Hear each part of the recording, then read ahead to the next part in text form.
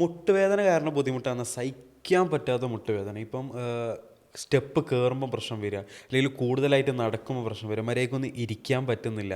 ഇപ്പം നിസ്കരിക്കുന്നവരാണെങ്കിൽ നിസ്കാരത്തിന് ബുദ്ധിമുട്ട്, ഇപ്പോൾ ഇരുന്ന് തന്നെ നിസ്കരിക്കുന്ന ഒരവസ്ഥ. അപ്പോൾ കാണിച്ച സമയത്തൊക്കെ എനിക്ക് തോന്നും, ഇപ്പോൾ ഡോക്ടറുടെ തന്നെ ഒരു പേഷ്യൻ്റ് അവരുടെ ഒരു വേദന, മുട്ടുവേദന മാറിയിട്ടുള്ളൊരു അനുഭവം പറയുന്നുണ്ട്. അപ്പോൾ അവർ കാണിച്ചപ്പം സ്വാഭാവികമായിട്ടും മുട്ടുവേദന എന്ന് കേൾക്കുമ്പോൾ നമ്മൾ എന്താ വിചാരിക്കുക, തേയ്മാനത്തിൻ്റെ പ്രശ്നമാണ്. അപ്പം നീർക്കെട്ടും കാര്യങ്ങളൊക്കെ ഉണ്ടാവുകയും ചെയ്യും. അപ്പോൾ ഇവർ കാണിച്ച സമയങ്ങളിലൊക്കെ എല്ലായിടത്തുനിന്നും തേയ്മാനമാണ്. അതുകൊണ്ട് മുട്ട് കൂടുതലായിട്ട് അതിന് എന്ത് ചെയ്യാൻ പറ്റൂല, അനക്കാൻ പറ്റൂല, വളയ്ക്കാൻ പറ്റൂല. നിസ്കരിക്കുന്നവരാണെങ്കിൽ ഇരുന്നിട്ട് തന്നെ നിസ്കരിക്കുക, കൂടുതൽ സ്റ്റെപ്പ് കയറുന്നത് ഒഴിവാക്കുക, റെസ്റ്റ് കൊടുക്കുക എന്നൊക്കെ പറഞ്ഞ് ഇവരെന്നെ പറയുന്നുണ്ട് ഇവരുടെ വോയിസിൽ. അപ്പോൾ അങ്ങനെയൊക്കെ പറഞ്ഞ് തേയ്മാനാന്ന് പറഞ്ഞ് അതിന് ട്രീറ്റ്മെൻറ്റ് എടുത്ത് പിന്നെയാണ് ഡോക്ടറുടെ വീഡിയോ കാണുന്നത്. ഇതിനു മുമ്പ് ചെയ്തിട്ടുള്ള മുട്ടുവേദന ഇതൊക്കെ നമുക്ക് പൂർണ്ണമായിട്ട് മാറ്റിയെടുക്കാൻ പറ്റും എന്നുള്ളൊരു വീഡിയോ കാണുന്നത്. അപ്പം അത് കണ്ടതിന് ശേഷം ഡോക്ടറെ കൺസൾട്ട് ചെയ്തു. അപ്പോൾ ആദ്യ കൺസൾട്ടേഷനിൽ തന്നെ ഡോക്ടർ അവരോട് തന്നെ പറഞ്ഞു തേയ്മാനമൊന്നും അല്ല എന്നുള്ളത് ഡോക്ടർ പറഞ്ഞു. അപ്പോൾ അവർ പറയുന്നൊരു വോയിസ്, അവർക്ക് മാറിയതിൻ്റെ ഒരു സന്തോഷം. ഇപ്പോൾ തേയ്മാനം എന്ന് കേൾക്കുമ്പം തന്നെ ആളുകൾ ഏകദേശം തീർന്നു, എൻ്റെ മുട്ടുകൊണ്ട് ഇനി എന്തില്ല, ഇനി ഉപകാരമില്ല എന്ന് പറഞ്ഞു കൊടുത്തുനിന്ന് അവർ അവരുടെ സന്തോഷം പറയുന്നൊരു വോയിസ് കൂടി ഞാനിവിടെ പ്ലേ ചെയ്യാം. നമസ്കാരം, എൻ്റെ പേര് കല എന്നാണ്. ഞാൻ കുവൈറ്റിലാണ് വർക്ക് ചെയ്യുന്നത്. എനിക്ക് കുറേ നാളായിട്ട് ഭയങ്കര മുട്ടുവേദനയായിരുന്നു. മുട്ടുവേദന വെച്ചാൽ എനിക്ക് സഹിക്കാൻ പറ്റാതെ ഇരിക്കുന്നിടത്തൊന്നും എണീക്കാൻ പോലും പറ്റാണ്ട് കുറേ നാളായിട്ട് ബുദ്ധിമുട്ടിയിരുന്നു. ഞാൻ ഇവിടെ ഡോക്ടേഴ്സിനെ കാണിച്ചു, നാട്ടിൽ ഓൺലൈനിലായിട്ട് കുറേ ഡോക്ടർമാരെയൊക്കെ കോൺടാക്ട് ചെയ്തു. അവസാനം അങ്ങനെയാണ് ഞാൻ ഇത് വീഡിയോ കണ്ടത്. അപ്പോൾ ഞാൻ അങ്ങനെ കോൺടാക്ട് ചെയ്തു, QNB ഹെൽത്ത് കെയർ കൊടുവള്ളിയുടെ കോൺടാക്ട് ചെയ്തു. സാർ എനിക്കൊരു മാസത്തെ മരുന്ന് തന്നു. പക്ഷേ എനിക്കൊരു പ്രതീക്ഷയൊന്നും ഉണ്ടായിരുന്നില്ല, എന്നാലും ഞാനൊന്ന് ട്രൈ ചെയ്ത് നോക്കിയത്. പക്ഷേ എന്താ പറയുക, എനിക്ക് ഭയങ്കര അത്ഭുതം തോന്നി. കാരണം പൂർണ്ണമായിട്ടെന്ന് വെച്ച് കഴിഞ്ഞാൽ ഏകദേശം ഒരു 80% എൻ്റെ വേദനയൊക്കെ പൂർണ്ണമായിട്ട് മാറി. എന്നിട്ടിപ്പോൾ ഞാൻ സെക്കൻഡ് ടൈം വീണ്ടും ട്രീറ്റ്മെൻറ്റ് എടുത്തിരിക്കുകയാണ്. പക്ഷേ എനിക്ക് തന്നെ വിശ്വസിക്കാൻ പറ്റിയില്ല. കാരണം എങ്ങനെ എൻ്റെ വേദന മാറിയെന്ന് എനിക്കറിയത്തില്ല. സ്റ്റെപ്പൊക്കെ കയറാനൊന്നും പറ്റുന്നുണ്ടായിരുന്നില്ല. അപ്പോൾ ഒരുപാട് നന്ദിയുണ്ട്, താങ്ക്സ് എ ലോട്ട്. കാരണം ഞാൻ വിചാരിച്ചില്ല എൻ്റെ വേദന ഇങ്ങനെ മാറും. ഞാൻ ഇവിടെ ജോലി നിർത്തിയിട്ട് വരേണ്ടി വരും എന്നൊക്കെ വിചാരിച്ചിരുന്നു. അപ്പം ഡോക്ടറെ താങ്ക്സ് എ ലോട്ട്. ഇപ്പം ഇവർ പറഞ്ഞത് കേൾക്കുമ്പോൾ തന്നെ നമുക്കൊരു സന്തോഷമാണ്. കാരണം ഒരു ഏജ് കുറവാന്ന് തോന്നി. ഇപ്പോൾ ഇവർക്ക് തന്നെ എനിക്ക് തോന്നുന്നൊരു 40 അല്ലെ 40+ ആ റേഞ്ചിലാണ് ഇവരുടെ ഏജ് വരുന്നത്. അപ്പോൾ ആ പ്രായത്തിൽ തന്നെ മുട്ട് തേയ്മാനെന്ന് കേൾക്കുമ്പോൾ തന്നെ ഓൾറെഡി നമ്മൾ ഡൗൺ ആയിപ്പോൾ. കാരണം ഇരിക്കാനും അതേപോലെ സ്റ്റെപ്പ് കയറാനും, ഒരു വീട്ടമ്മ എന്ന് പറയുമ്പം എപ്പോഴും അവരെന്താണ് വർക്കിംഗ് ആണ്. ഇപ്പം മേലോട്ട് കയറിയിട്ടാലും ഇപ്പം അലക്കിയ സാധനങ്ങൾ എടുത്തു വെക്കലും അടുക്കളയിലേക്ക് പോലും എല്ലാം കൂടിയായിട്ട് ഇരിക്കേണ്ട ഈ ഒരു ആക്ടിവിറ്റീസിലാണ് ഇവർ എപ്പോഴും ഉണ്ടാവും. അപ്പോൾ ഇത് പറ്റൂല എന്ന് പറയുമ്പം, അല്ലെ റെസ്റ്റ് എടുക്കണം എന്ന് പറയുമ്പോൾ മെൻ്റലി എങ്ങനെയായാലും അവർ ഡൗൺ ആണെന്നുള്ള ഷുവറാണ്. അപ്പോൾ ഡോക്ടറെ കാണിച്ചു, ബുക്ക് ചെയ്തു. അപ്പോൾ ഡോക്ടർ പറഞ്ഞു തേയ്മാനം നല്ലതെന്ന്. അപ്പോൾ അവർ അല്ലാത്ത കുറച്ച് സിംറ്റംസ് കൂടി അവർ പറഞ്ഞു, അല്ലാതെ അവർ നേരിടുന്ന കുറച്ച് പ്രശ്നങ്ങളും കൂടി പറഞ്ഞപ്പം അതിനനുസരിച്ചുള്ള മെഡിസിൻ കൊടുത്തു എന്ന് പറഞ്ഞു. ശരിക്കും ഇവരുടെ കേസിൽ എന്താണ് ഡോക്ടർ ട്രീറ്റ് ചെയ്തിട്ടുള്ളത്? ഇതെന്താണ് ഈ പ്രശ്നം? നോർമലി ആ ഒരു പേഷ്യൻറ്റ് വിളിച്ച സമയത്ത് അവർക്ക് ഉണ്ടായിരുന്ന പ്രശ്നങ്ങൾ എന്ന് പറയുന്നത് ഒന്ന് മുട്ടിനുള്ള വേദനയായിരുന്നു. അതുപോലെ തന്നെ രണ്ടാമത്തെ ഒരു മെയിൻ ഇഷ്യൂ എന്ന് പറയുന്നത് അസിഡിറ്റി. നല്ല രീതിയിൽ തന്നെ ആ ഒരു പ്രശ്നം അവരിൽ നിന്നിട്ടുണ്ടായിരുന്നു. അപ്പോൾ അതിൽ തന്നെ നമുക്ക് മനസ്സിലാക്കാൻ പറ്റുന്നത് അവരുടെ ഒരു ഏജ് നിയർലി 45, ആ ഒരു 45 വയസ്സിനടുക്കുന്ന ഒരു ഏജായിരുന്നു അവർക്ക് ഉണ്ടായിരുന്നത്. ആ സമയത്ത് സ്ത്രീകളിൽ കോമൺ ആയിട്ട് വരുന്നൊരു പ്രശ്നം എന്ന് പറയുന്നത് മെനാപ്പോസ്. പ്രശ്നമല്ല, നാച്ചുറലി ബോഡിയിൽ നടക്കുന്ന ഒരു കാര്യമാണ് മെനാപ്പോസ് അഥവാ ആർത്തവവിരാമം എന്ന് പറയുന്നത്. ഇങ്ങനെ ആർത്തവവിരാമ സമയത്ത് സ്ത്രീകളിൽ ഒരുപാട് വൈറ്റമിൻസിൻ്റെ ഡെഫിഷ്യൻസി കാണിക്കും.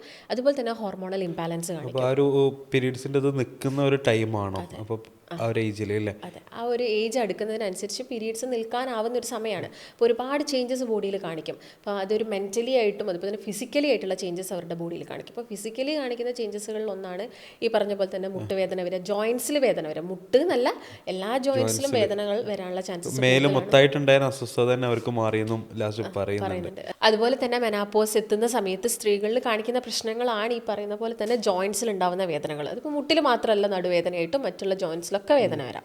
അതുപോലെ തന്നെ അസിഡിറ്റി വലിയൊരു പ്രശ്നമാണ് സ്ത്രീകളിൽ കാണിക്കുന്നത്. അപ്പം അത് റിലേറ്റഡ് ആയിട്ടുള്ള ട്രീറ്റ്മെൻറ്റ്സ് നമ്മൾ കൊടുക്കണം. അപ്പം മുട്ടിന് മാത്രം കോൺസെൻട്രേറ്റ് ചെയ്ത് കൊടുക്കരുത്. അതുപോലെ തന്നെ ഗട്ട് റിലേറ്റഡ് ആയിട്ടുള്ള കാര്യങ്ങളും കൂടി ചെയ്യുന്ന സമയത്താണ് പ്രോപ്പർ ആയിട്ടുള്ള റിസൾട്ട്. കേസെടുത്തപ്പോൾ ഡോക്ടർക്ക് മനസ്സിലായി അത് തേയ്മാനത്തിൻ്റെ പ്രശ്നമൊന്നും അല്ല എന്നുള്ളത് അല്ലേ? ഓക്കെ. അതുപോലെ തന്നെ ഇപ്പം സ്ത്രീകളെ സംബന്ധിച്ചിടത്തോളം വീട്ടിൽ ഒരുപാട് ജോലികൾ ഉണ്ടായിരിക്കും. ഇപ്പോൾ തേയ്മാനം ഒട്ടും ഇല്ല എന്ന് നമുക്ക് പറയാൻ പറ്റില്ല, കാരണം അവർ ഓൾറെഡി ഒരു എക്സ്റേയും കാര്യങ്ങളൊക്കെ എടുത്തിട്ടുണ്ടായിരുന്നു. അപ്പോൾ ചെറിയ രീതിയിലുള്ള തേയ്മാനത്തിൻ്റെ പ്രശ്നങ്ങൾ ഉണ്ടാവും, പക്ഷെ അതല്ല ഒരു മേജർ കോൺട്രിബ്യൂട്ടിംഗ് ഫാക്ടർ എന്ന് പറയുന്നത്. അതല്ല.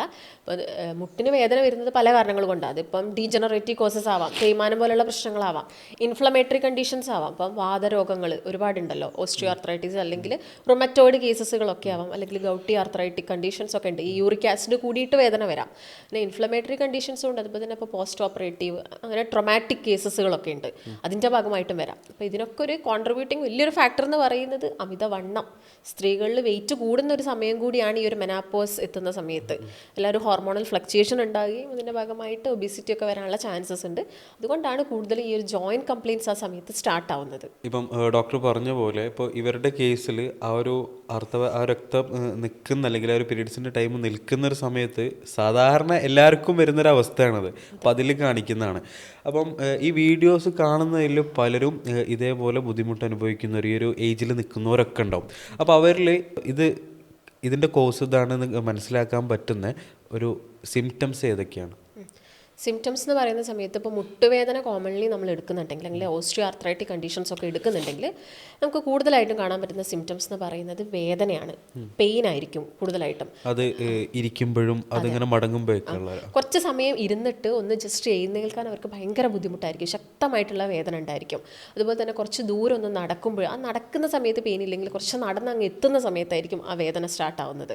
അതുപോലെ തന്നെ സ്റ്റെപ്പ് കയറുന്ന സമയത്ത് ശക്തമായിട്ടുള്ള വേദന ഉണ്ടായിരിക്കും. അപ്പോൾ പെയിൻ എന്ന് പറയുന്നത് വലിയൊരു സിംറ്റമാണ്, എല്ലാവരിലും കാണിക്കുന്ന ഒരു സിംറ്റമാണത്. മുട്ടുവേദന ഉള്ളവരിൽ എല്ലാവരും പറയുന്നതാണ് സ്റ്റെപ്പ് കയറാൻ പറ്റുന്നില്ല എന്നുള്ളൊരു മെയിൻ ബുദ്ധിമുട്ട്. അതുപോലെ തന്നെ ചിലപ്പോൾ സ്വെല്ലിംഗ് ഉണ്ടായിരിക്കാം, വീക്ക് ഉണ്ടായിരിക്കാം. അത് എല്ലാവരിലും ഉണ്ടാവണമെന്നില്ല. ചിലപ്പം ഞാൻ പറഞ്ഞല്ലോ, നമ്മളത് കോറിലേറ്റ് ചെയ്യും കൂടി വേണം. ആർത്രൈറ്റിക് കണ്ടീഷൻസ് ഒക്കെ ആണെങ്കിൽ കൂടുതലായിട്ടും സ്വെല്ലിംഗ് ഉണ്ടാവും.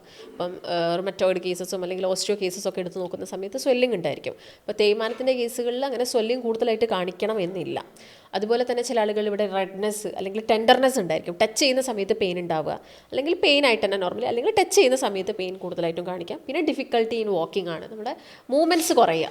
അതൊക്കെയാണ് കൂടുതലായിട്ടും ഈ വേദനകളിൽ കാണിക്കുന്ന സിംറ്റംസ്.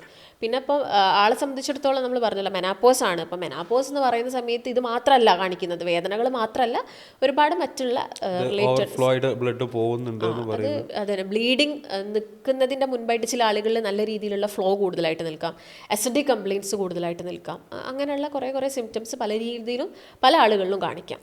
അപ്പോൾ അതേപോലെ തന്നെ ഈ ഒരു 40+ ഒരു 40 വയസ്സിന് മുകളിലുള്ള വീട്ടമ്മമാരിൽ നമ്മൾ കാണുന്നൊരു സാധനം കൂടിയാണ് ഈ മടമ്പിൻ്റെ താഴത്തായിട്ട്. അപ്പോൾ അവർ സ്ഥിരമായിട്ട് നടക്കുന്നതാണോ അല്ലെങ്കിൽ ഇതിൻ്റെ തന്നെ സിംറ്റം ആണോ ഒന്നും അറിയില്ല. അപ്പം അങ്ങനെ നമ്മൾ പറയുന്ന കേൾക്കലുണ്ട്, കാലിൻ്റെ താഴത്ത് തരിപ്പുണ്ട് അല്ലെങ്കിൽ അവിടെ വേദന ഉണ്ട്, കുറച്ച് പിന്നെ റെസ്റ്റ് എടുത്ത് കഴിഞ്ഞാൽ ആ വേദന പോകുന്നുണ്ട്, പിന്നെയും നമ്മൾ റൺ ചെയ്യുമ്പം ആ വേദന. അത് ശരിക്കും എന്താണ്? അത് രണ്ട് കാരണങ്ങൾ കൊണ്ട് മെയിനായിട്ടും വരാം. ഒന്ന് പ്ലാന്റാർ ഫേഷ്യേറ്റിസ് എന്ന് പറഞ്ഞൊരു കണ്ടീഷൻ ഉണ്ട്. നമ്മുടെ ഈ പാദത്തിൻ്റെ അടിയിൽ ഒരു ഫേഷ്യ ഉണ്ട്. ആ ഫേഷ്യയിൽ വരുന്ന ഇൻഫ്ലമേഷനാണ്. അത് ചിലപ്പോൾ നമ്മൾ യൂസ് ചെയ്യുന്ന ചെരുപ്പിന് തകരാറിലായി കഴിഞ്ഞാലോ അല്ലെങ്കിൽ നമ്മുടെ ചില ആക്ടിവിറ്റീസിൻ്റെ ഭാഗമായിട്ടൊക്കെ അങ്ങനെ വേദന വരാം. വെയിറ്റുള്ള ചെരുപ്പിട്ടാലൊക്കെയാണ്. വെയിറ്റ് അല്ല, വളരെ ടൈറ്റ് ആയിട്ടുള്ള ചെരുപ്പൊക്കെ ഇട്ട് കഴിഞ്ഞാൽ, നമ്മുടെ കാലിന് ഒതുങ്ങാത്ത ചെരുപ്പുകളൊക്കെ ഇടില്ല, ഷൂ ഒക്കെ ഇടുന്ന ആളുകളിൽ പെട്ടെന്ന് തന്നെ പിറ്റേ ദിവസങ്ങളിലൊക്കെ കാണിക്കുന്ന ഒരു വേദന ഉണ്ട്. അത് പ്ലാന്റാർ ഫേഷ്യേറ്റിസ് എന്ന് പറയും. അതുപോലെ തന്നെയാണ് യൂറിക് ആസിഡ് കൂടുതലായിട്ട് നിൽക്കുന്ന സമയത്തും ഈ പറയുന്ന മടമ്പിനും അതിൻ്റെ താഴത്തൊക്കെ ആയിട്ട് വേദന വരാം. അത് അവിടെ മാത്രമല്ല, യൂറിക് ആസിഡ് എന്ന് പറയുമ്പോൾ മൾട്ടിപ്പിൾ ജോയിൻസിലായിട്ട് പെയിൻ കാണിക്കാം, എന്നാലും കൂടുതലും ഇങ്ങനെയുള്ള കേസുകളിലും കാണിക്കാം. പിന്നെ ആർത്രൈറ്റിക് കണ്ടീഷനിലും ഏതൊരു ആർത്രൈറ്റീസ് എടുത്ത് നോക്കിയാലും ഈ കാണുന്ന താഴത്തുള്ള ഭാഗങ്ങളിൽ വേദന കൂടുതലായിട്ടുണ്ടാവും. അപ്പോൾ ഒരു സാധാരണ രീതിയിൽ ഇപ്പോൾ ഒരു മുട്ടുവേദന അല്ലെങ്കിൽ എല്ല് തേയ്മാനം, എല്ല് സംബന്ധമായിട്ടുള്ള പ്രശ്നങ്ങളാണെന്നുണ്ടെങ്കിലും അപ്പം ഇത് നമുക്കത് ട്രീറ്റ് ചെയ്ത് മാറ്റാൻ പറ്റുന്നത് തന്നെയാണോ? അല്ലെങ്കിൽ അവർക്ക് പഴയ രൂപത്തിൽ തന്നെ ഇപ്പം സ്റ്റെപ്പ് കയറാൻ ബുദ്ധിമുട്ടാണെന്ന് പറയുന്നവർക്ക് സ്റ്റെപ്പ് കയറാൻ കുഴപ്പമില്ല, അല്ലെങ്കിൽ ഇരിക്കാൻ കുഴപ്പമില്ല.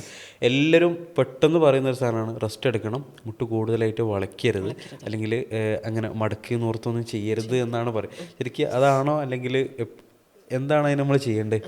അപ്പോൾ മുട്ടുവേദന എന്ന് പറയുന്ന സമയത്ത് ഞാൻ നേരത്തെ പറഞ്ഞല്ലോ, ഇപ്പം അമിത വണ്ണമുള്ള ഒരാളെടുത്ത് നോക്കുകയാണെങ്കിൽ അതെന്ന് പറയുന്നത് വലിയൊരു ഇതിനെ ട്രിഗർ ചെയ്യുന്നൊരു ഫാക്ടറാണ്. വണ്ണം കൂടി കഴിഞ്ഞാൽ അത് ബെയർ ചെയ്യുന്ന വെയിറ്റ് ബാലൻസ് ചെയ്യുന്ന ഈ ഒരു മുട്ടും അതുപോലെ തന്നെ നമ്മുടെ നടുവിൻ്റെ ഭാഗവും മുട്ടുമാണ് കൂടുതലായിട്ടും വെയിറ്റ് ബെയർ ചെയ്യുന്നത്. അപ്പം വെയിറ്റ് കുറയ്ക്കുക എന്നുള്ളത് ഫസ്റ്റ് ആയിട്ടുള്ളൊരു കാര്യമാണ്. കാരണം ഇപ്പോൾ നിങ്ങളുടെ ഒരു ഹൈറ്റിനനുസരിച്ചുള്ള ഒരു വെയിറ്റ് അല്ല, അതിനേക്കാൾ ഒരു 15 കിലോളൊക്കെ നിങ്ങൾക്ക് കൂടുതലാണെങ്കിൽ നിങ്ങൾ നടക്കുന്ന സമയത്ത് ആ ഒരു മുട്ട് ബെയർ ചെയ്യുന്നത് ഒരു 4 ഇരട്ടിയോളം വെയിറ്റാണ്. വെയിറ്റാണ്. അപ്പോൾ 15 കിലോൻ്റെ ഒരു 4 നമ്മൾ 60 കിലോളം അധികം വെയിറ്റ് നിങ്ങളുടെ മുട്ട് വഹിക്കുന്നുണ്ട് നടക്കുന്ന സമയത്ത്. ഒരു സ്റ്റെപ്പൊക്കെ കയറുന്നുണ്ടെങ്കിൽ ഒരു 6 ഇരട്ടിയോളം ഉണ്ട്. അപ്പോൾ ഓടുകയോ ചാടുകയോ ഒക്കെ ചെയ്യുന്നുണ്ടെങ്കിൽ ഒരു 8 ഇരട്ടിയോളം വെയിറ്റാണ് ഈ മുട്ട് താങ്ങുന്നത്. അപ്പോൾ നമ്മൾ വെയിറ്റ് കുറയ്ക്കുക എന്ന് പറയുന്നത് വലിയൊരു കാര്യമാണ്. അതുപോലെ ഒരാളിപ്പോൾ ഒരു 95 kgs ആണ് ആളുടെ വെയിറ്റ് എങ്കിലും ഒന്ന് നോക്കിയാൽ മതി. അതിൽ 90% വെയിറ്റ് എങ്ങോട്ടാണുള്ളത്? മുട്ടിന് മുകളിലോട്ടല്ലേ ഉണ്ടാകുന്നത്. അതിലൊരു 5 kgs മാത്രമേ താഴോട്ട് വരുന്നുള്ളൂ. അപ്പോൾ നമ്മുടെ ശരീരത്തിൻ്റെ ടോട്ടൽ വെയിറ്റ് കുറയ്ക്കുക. അപ്പം നല്ല മുട്ടുവേദന ഉള്ള ഒരു വ്യക്തിയെ സംബന്ധിച്ചിടത്തോളം അവർക്ക് അമിതമായിട്ടുള്ള എക്സസൈസും കാര്യങ്ങളൊന്നും ചെയ്യാൻ പറ്റില്ല. അത് കരുതിയിട്ട് അവർ കംപ്ലീറ്റ് ആയിട്ട് റെസ്റ്റ് എടുക്കുക എന്നുള്ളതല്ല. ചെറിയ മൂവ്മെൻറ്റ്സും സ്ട്രെച്ചിങ് എക്സസൈസും കാര്യങ്ങളൊക്കെ ചെയ്യണം. അതുപോലെ തന്നെ ഇതിൻ്റെ കൂടെ ചില ഡെഫിഷ്യൻസി ഉണ്ടോയെന്നും കൂടി നോക്കണം. വൈറ്റമിൻ ഡി ഡെഫിഷ്യൻസി ഒരുപാട് ആളുകളിൽ കാണിക്കാറുണ്ട്. അങ്ങനെയുള്ള ഡെഫിഷ്യൻസി, കാൽഷ്യം കുറവ് ഉണ്ടോ, അങ്ങനെയുള്ള കാര്യങ്ങളൊക്കെ നോക്കണം. അതിൻ്റെ കൂടെ തന്നെ ഭക്ഷണത്തിനകത്ത് ആൻറ്റി ഇൻഫ്ലമേറ്ററി ആയിട്ടുള്ള കാര്യങ്ങൾ ഉൾപ്പെടുത്തുക. പ്ലസ് നമ്മൾ മെഡിക്കേഷൻസും കൂടി കൊടുക്കുമ്പോൾ മാത്രമേ പൂർണ്ണമായിട്ടുള്ള ഒരു ട്രീറ്റ്മെൻറ്റ് ആവുള്ളൂ. അപ്പം ഇപ്പോൾ ഒരു മുട്ടുവേദന വരാതിരിക്കുകയാണെങ്കിൽ ഇപ്പം നമ്മളൊക്കെ ഏജ് എന്ന് പറഞ്ഞാൽ ഒരു കുറഞ്ഞ ഏജാണല്ലോ. അപ്പോൾ ഇനി അങ്ങോട്ടുള്ള ടൈമിലും ഈ മുട്ടുവേദന വരാതിരിക്കാൻ നമുക്ക് ചെയ്യാൻ പറ്റുന്ന എന്തൊക്കെയാണ്? ഇപ്പം പൊതുവിൽ ആളുകൾ ആക്ടിവിറ്റീസ് കുറവാണ്. ഈ ഒരു ലൈഫ് സ്റ്റൈലിൽ ആക്ടിവിറ്റീസ് കുറവാണ്.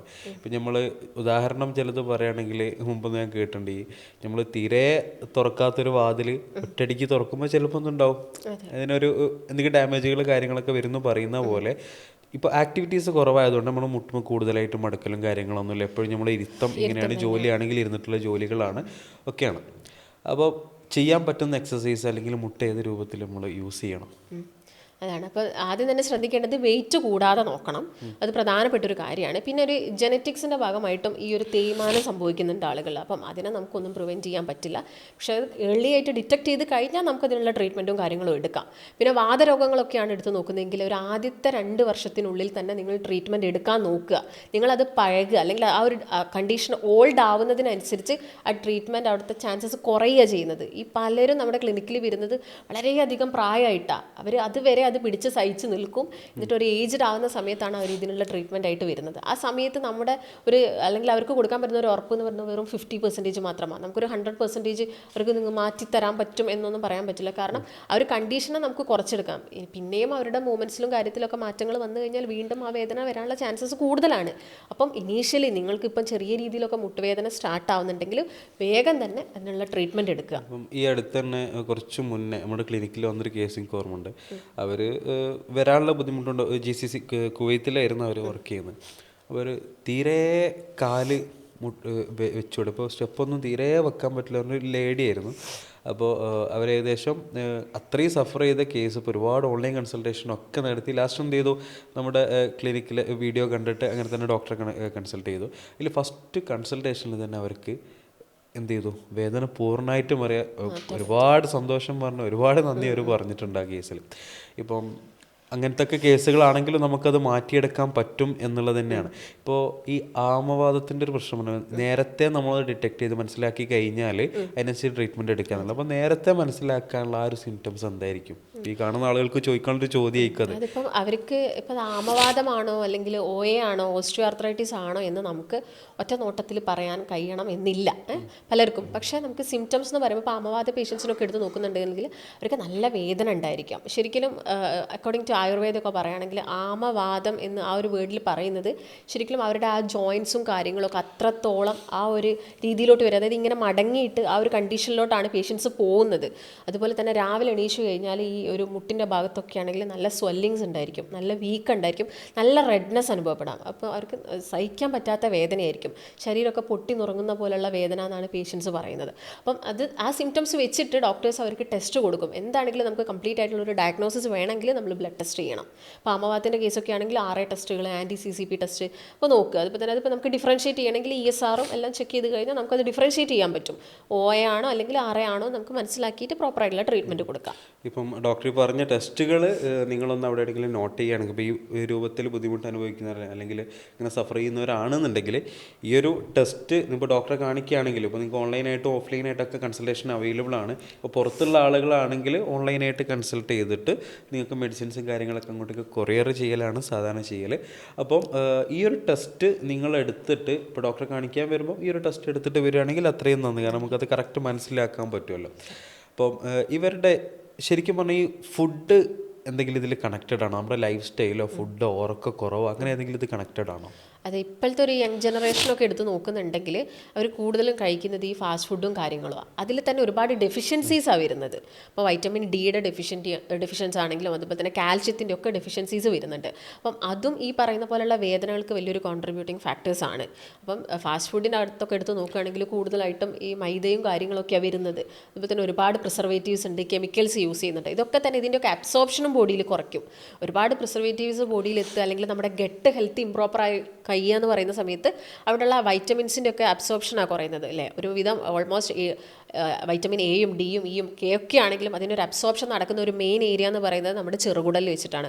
ഈ ചെറുകുടൽ അല്ലെങ്കിൽ വൻകുടൽ എന്ന് പറയുന്ന ഒരു ഏരിയയിൽ വരുന്ന ചില മാറ്റങ്ങൾ ആ പറയുന്ന വൈറ്റമിൻസിൻ്റെ ഒക്കെ അബ്സോർപ്ഷൻ അവിടെ താളം തെറ്റിക്കുക. അപ്പം അതിൻ്റെ ഭാഗമായിട്ടും വേദനകളും കാര്യങ്ങളൊക്കെ വരാം. അപ്പം അവർ ശ്രദ്ധിക്കേണ്ട ഒരു കാര്യം, ഇപ്പോൾ വേദന ഉണ്ടെന്ന് കരുതി അല്ലെങ്കിൽ ഈ ഒരു കാര്യങ്ങൾ ജോയിൻറ്റ് കംപ്ലയിൻസ് ഉണ്ട് അല്ലെങ്കിൽ മസിൽ കംപ്ലയിൻസ് ഉണ്ട്, അപ്പോൾ ഇതും എൻ്റെ വയറും തമ്മിൽ എന്ത് ബന്ധമാണുള്ളതെന്ന് പലർക്കുള്ളൊരു ഡൗട്ടായിരിക്കാം. അപ്പോൾ മറ്റേ പേഷ്യൻറ്റിനെ എടുത്ത് നോക്കുന്ന സമയത്ത് തന്നെ അവർക്ക് അസിഡിറ്റി എന്ന് പറയുന്നത് വലിയൊരു പ്രശ്നം ഉണ്ടായിരുന്നു. അപ്പോൾ നമ്മളെ ഗട്ട് ഹെൽത്ത് ക്ലിയർ ആക്കുക എന്നുള്ളത് ഇതിൽ വലിയൊരു ഇമ്പോർട്ടൻ്റ് ആയിട്ടുള്ള ഈ എല്ലാ ഭാഗവും കൂടി നമുക്കത് ട്രീറ്റ്മെൻറ്റ് ചെയ്തിട്ട് ഒരു ട്രീറ്റ്മെൻറ്റിൽ തന്നെ എല്ലാം ക്ലിയർ ആവുന്നൊരു അവസ്ഥ. ഓക്കെ, അപ്പം ഡോക്ടർ ഈ പറഞ്ഞ കാര്യങ്ങൾ നിങ്ങൾ എല്ലാവരും ശ്രദ്ധിക്കുക. കാരണം മുട്ടുവേദന കൊണ്ട് ബുദ്ധിമുട്ടാകുന്ന ഒരുപാട് ആളുകളെ നമുക്ക് തന്നെ അറിയാം, നമ്മൾ ചുറ്റുപാടിലുണ്ട്. ഇപ്പോൾ പണ്ടൊക്കെ ആയിരുന്നെങ്കിൽ ഒരു 60+ അല്ലെങ്കിൽ ആ ഒരു റേഞ്ചിലായിരുന്നു ഈ ഒരു വേദന നമ്മൾ തേയ്മാനമൊക്കെ കേൾക്കലുള്ളത്.